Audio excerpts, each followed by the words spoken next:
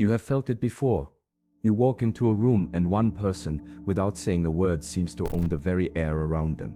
They are not the loudest, they are not the most animated, but there is a quality to them, a stillness, a centeredness that acts like a gravitational force.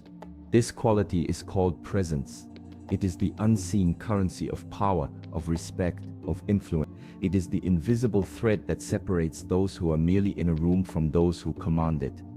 And because it is so powerful, you have likely tried to cultivate it yourself. You have read the advice, be present, be in the moment. And so you have tried. You have entered a conversation and told yourself, I will be present now. You have focused on making eye contact. You have tried to listen intently. You have performed the actions of a present person. And in doing so, you have felt yourself become stiff, self-conscious, and artificial. You were so busy trying to be present that you were not present at all. You were trapped in your own head, analyzing your own performance. And the person you were with could feel it. They felt your effort, not your ease. They felt your concentration, not your connection. The more you tried to grasp presence, the more it slipped through your fingers. This is the great paradox of presence. It is the reason why so many fail to attain it. Presence cannot be faked. It cannot be forced. It cannot be achieved through mental effort. Any attempt to act present creates a subtle layer of performance, of inauthenticity that other people's nervous systems can detect instantly. Trying to be present is like trying to hold water tightly in your fist. The more you squeeze, the more you lose. True presence is an open palm. It is not an act you perform. It is a state you inhabit. It is not a signal you project outward. It is an energy that radiates from a deeply centered core. So if the secret is not in trying, where is it? It lies in a radical shift of understanding. You must stop focusing on the external performance of presence and begin the internal work of removing the obstacles to it. Presence is your natural state. It is the default setting of a human being whose mind and body are occupying the same space at the same time. The problem is not that you need to add presence to yourself. The problem is that your presence is constantly being stolen. Your energy, your focus, your consciousness is being hijacked and pulled away from the only moment that truly exists, now. Your mind is a leaky vessel. Your precious energy of awareness is constantly draining out into one of three places: the past, the future, or the internal critic. You are in a conversation, but you are not really there. The part of your mind is replaying a mistake you made yesterday, feeling the sting of an old regret. The energy leaks into the past. Or, you are listening to someone but you are not really listening. The part of your mind is already formulating your response, worrying about what you will say next, planning the outcome of the conversation. The energy leaks into the future. Or worst of all, you are simply standing there and your mind is consumed by the voice of the internal critic. Do they like me? Am I saying the right thing? I sound foolish. This is the most damaging leak of all, a vortex of self-consciousness that drains your presence completely. You cannot be a commanding presence in the room if you are not even present in your own body. You cannot radiate a powerful centered energy if that energy is scattered across time and consumed by self-doubt. Therefore, the first step in cultivating a presence that is impossible to ignore is not to learn a new technique. It is to become a detective of your own consciousness. It is to diagnose your own absence. You must, with ruthless honesty, identify where your energy is going. Before you can anchor your mind, you must first be aware that it is adrift. Before you can reclaim your power, you must first see how you are giving it away moment by moment. We must ask the difficult question: when I am not truly here, where have I gone? Which ghost from the past, which phantom of the future, or which inner demon is stealing the only thing I truly possess, this present moment? To find the secret of presence, we must first map the landscape of our own absence. To dismantle a machine, you must first see all of its gears. This compulsive need to speak, this fear of silence, is a machine that was built inside you, piece by piece, over many years. For most of you, it began in childhood. You were trained in a system that rewarded the appearance of participation. In the classroom, which student was praised? The one who sat in quiet contemplation, or the one whose hand was always in the air, ready with an answer, any answer? You learned early on that being vocal was equated with being smart. Silence was interpreted as ignorance. You were programmed to believe that your visibility depended on your volume. This programming continued into your adult life. You entered workplaces where the person who spoke most in meetings was perceived as the leader, even if their contributions were shallow. You navigated social circles where witty, fast-paced banter was the currency of connection, and quiet introspection was seen as strange or antisocial. Your environment has been a relentless conditioning chamber, teaching you one flawed lesson: speak or you will disappear. But the deepest root of this compulsion is not your environment. It is your biology. The need to speak is often a frantic attempt to manage anxiety. Silence is a vast, empty space, and if you do not have a strong sense of inner stability, your mind will rush to fill that space with noise, because it is terrified of what it might find in the quiet. It is terrified of facing its own inadequacy. The chatter is a distraction, a shield, a smokescreen to hide your own insecurity from yourself and from others. So this voice that you think is yours, this narrator that feels the need to comment on everything, to fill every pause, is it truly you? Or is it the ghost of a teacher from your past? Is it the echo of a demanding boss? Is it the trembling voice of your own anxiety, masquerading as a confident opinion? This is not a simple question, and the answer is different for everyone. It requires a moment of radical honesty, a moment of true self-inquiry. We are on this journey together.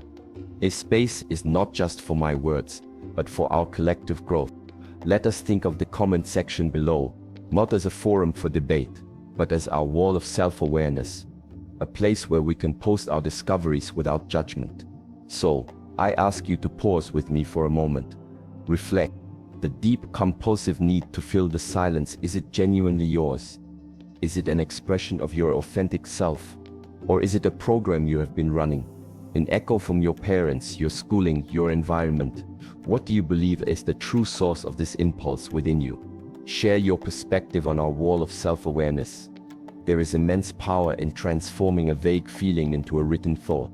It is the first step in moving from being controlled by a program to becoming the one who writes the code. Your insight may be the very key that unlocks another's understanding. Take your time.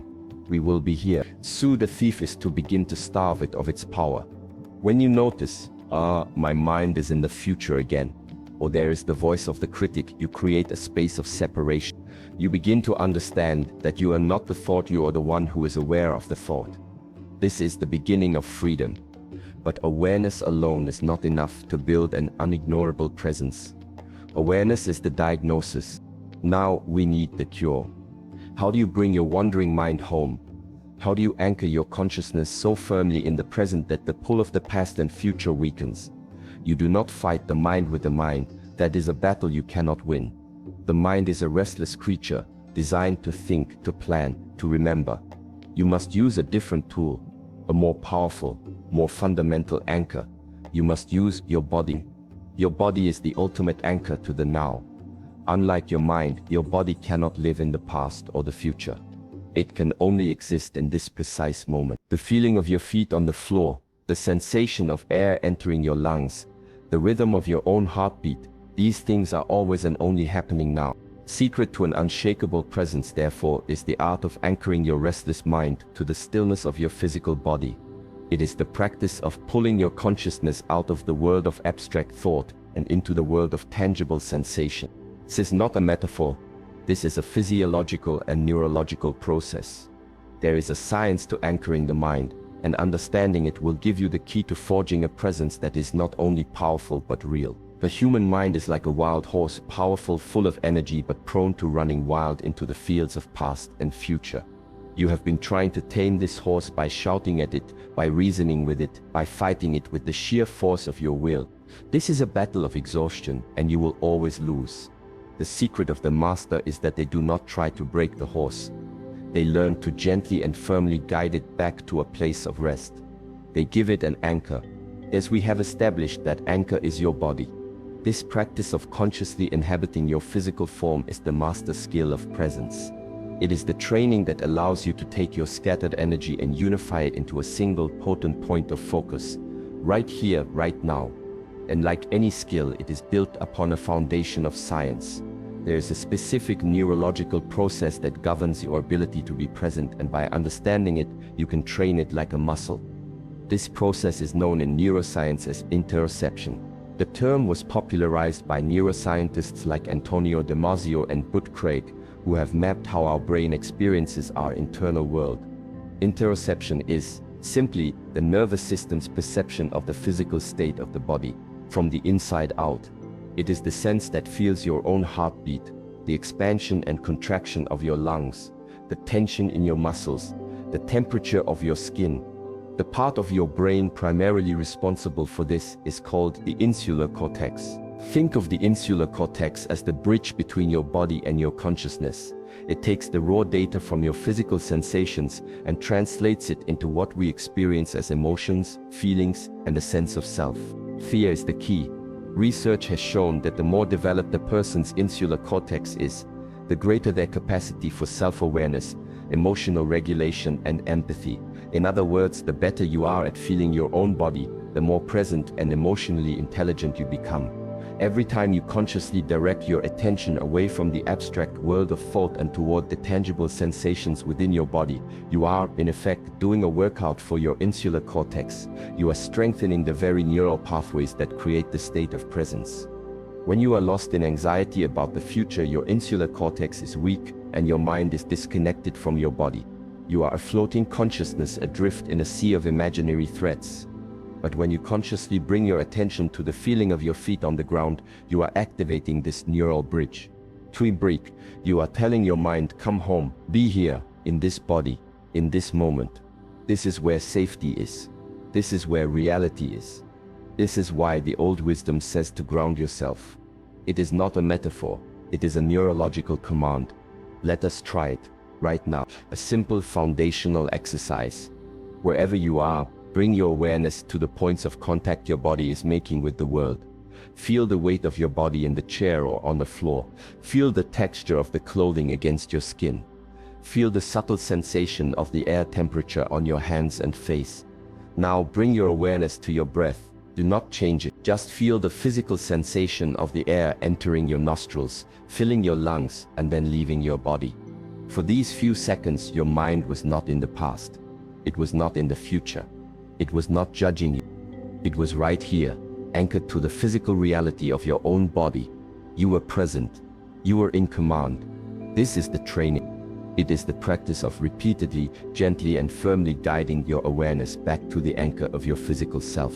You do this for a few moments each day. You do this in the seconds before you enter a room. You do this even while you are listening to another person speak.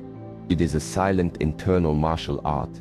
With practice, this becomes your default state. Your baseline of being is no longer a scattered, anxious energy, but a calm, embodied presence. You are no longer a leaky vessel, you are a deep, still lake. And it is from this state of profound, anchored presence that true influence is born. Your body, now a beacon of calm, sends out those powerful cues of safety we spoke of. Your mind, now anchored in the present, is clear and focused. Now that you have the anchor, you must learn how to direct its energy. This inner state must be expressed through the channels of your physical being in a way that the world can understand. It is time to master the three primary focuses of presence: your gaze, your hands, and your breath. You have anchored your mind in the deep, quiet reality of your body. You have discovered the foundation of presence. Now, you must learn to broadcast this inner state to the world. Your presence is expressed through three primary channels. Master them, and you master the art of being impossible to ignore. These are the three focuses of presence: your gaze, your hands, and your breath. First, your gaze. Your eyes are the windows to your present moment awareness. A person whose mind is lost in the past or future has a gaze that is subtly disconnected. They may be looking in your direction, but they are not truly seeing you. Their eyes have a distant, unfocused quality. A nervous person's gaze is often shifty and fleeting. It darts around the room, unable to rest, broadcasting instability and a lack of confidence. An aggressive person's gaze is a hard, predatory stare, designed to intimidate, which makes others defensive and closed off. The gaze of presence is different. It is a soft gaze.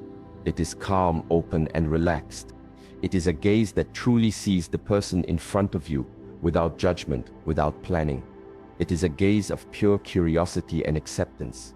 When you hold a soft, present gaze, you are communicating with your eyes. I am here with you, now. I have no other agenda than to be in this moment with you. This is one of the most powerful gifts you can give another human being. It makes them feel seen, valued, and safe, and they will grant immense respect to the person who makes them feel this way. Second, your hands. Your hands are the storytellers of your nervous system. When you are anxious, your hands will betray you. They will fidget, tap, crack knuckles, or hide in your pockets as if they are ashamed. This restless energy is a clear broadcast of inner turmoil.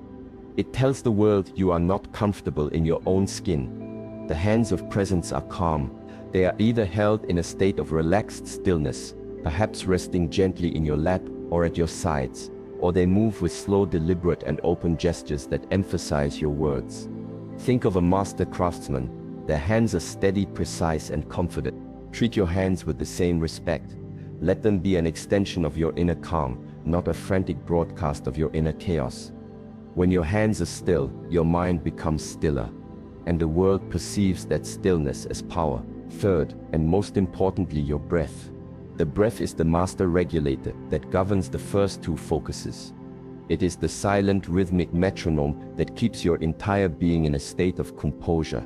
If your gaze becomes hard or your hands begin to fidget, it is a sign that you have lost your anchor. You have reverted to shallow, anxious chest breathing.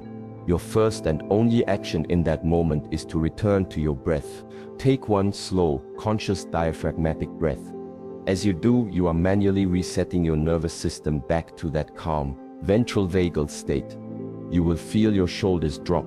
You will feel your jaw relax. Your gaze will soften naturally. Your hands will find their stillness. The breath is your constant, portable anchor. It is the home to which you can always return. When you unify these three focuses, a soft, present gaze, calm, deliberate hands, and a deep, rhythmic breath, your presence becomes a physical reality. It is no longer an abstract idea, but a tangible force that people can feel. And this is where the final transformation occurs. When you master this embodied presence, you cease to be just an anchor for yourself. You become a lighthouse for others. Think of a lighthouse on a stormy coast. It does not fight the storm. It does not shout at the waves. It simply stands, rooted to its foundation, and radiates its light.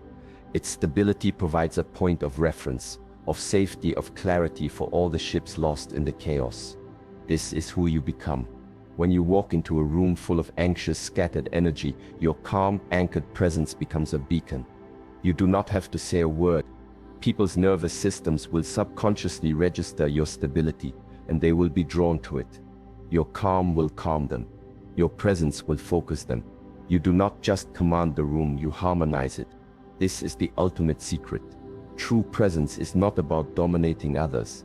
It is about mastering yourself so completely that your stability becomes a gift to everyone around you.